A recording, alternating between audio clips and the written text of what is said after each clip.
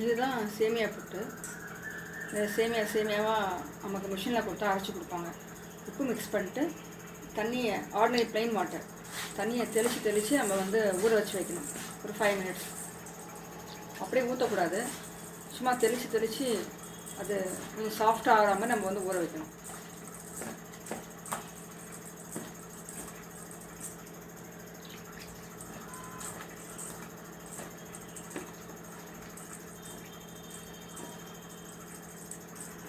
இந்த பூங்கார் அரிசி நீங்கள் இந்த மாதிரி தெளித்து மிக்ஸ் பண்ணும்போதே அந்த ஸ்மெல் ரொம்ப நல்லாயிருக்கும்.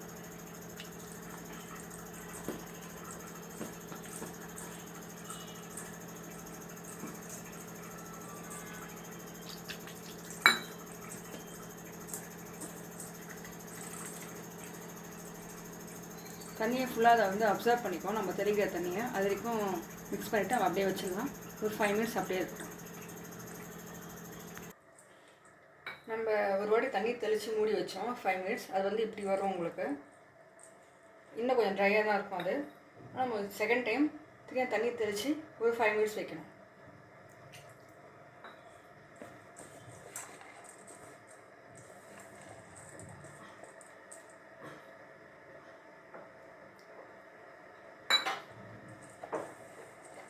ரொம்ப தெளிக்கக்கூடாது.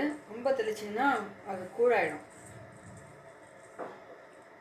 திரும்பி ஒரு 5 மினிட்ஸ் இருக்கட்டும். இந்த ஊறுற டைமில் நம்ம இது ஸ்டீமர், எலக்ட்ரிக் ஸ்டீமர். இதில் தண்ணி ஊற்றி வச்சுருக்கேன். தண்ணி கொதிக்குது. நீங்கள் எள்ளி பாத்திரம் இருந்தாலும் குக்கர் இதில் வேணால் வச்சுக்கலாம். நல்லா சாஃப்ட் ஆகிடுச்சு.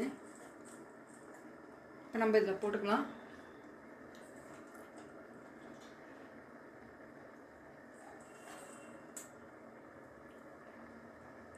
இது வேகும் போதே அந்த ஸ்மெல் ரொம்ப நல்லா இருக்கும்.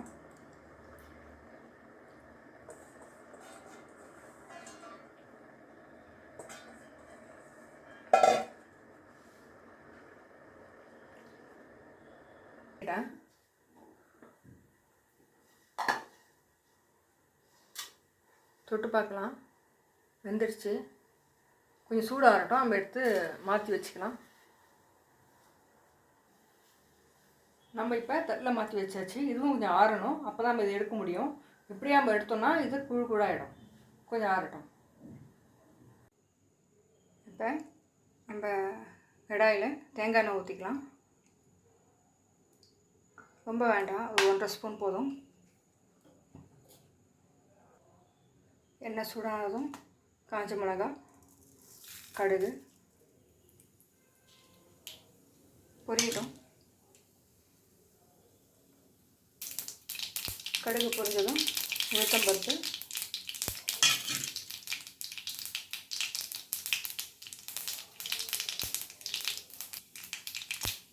கொஞ்சம் கேஷ்யூ,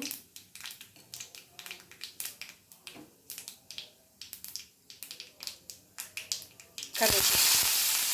அவ்வளோதான். இப்போ நம்ம சேமியா சேர்த்துக்கலாம். சிம்மில் வச்சுக்கோங்க கேஸை.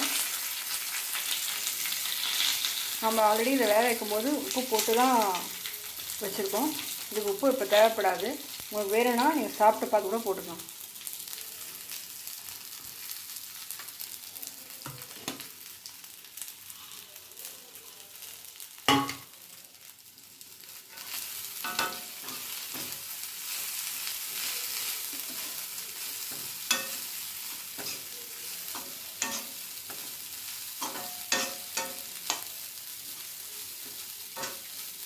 அவ்வளோதான், ஆயிடுச்சு. நம்ம இந்த சேமியா மட்டும் கையில் வச்சுருந்தா ஒரு 10 நிமிஷம் நம்ம வேலை முடிஞ்சிடும். நம்மளோட ஸ்வீட் புட்டு ரெடி ஆகிடுச்சு. நம்மளுடைய சேமியா உப்புமா, பூங்கார் அரிசி சேமியா உப்புமா ரெடி ஆகிடுச்சு. ட்ரை பண்ணி பாருங்கள், நல்லாயிருக்கும்.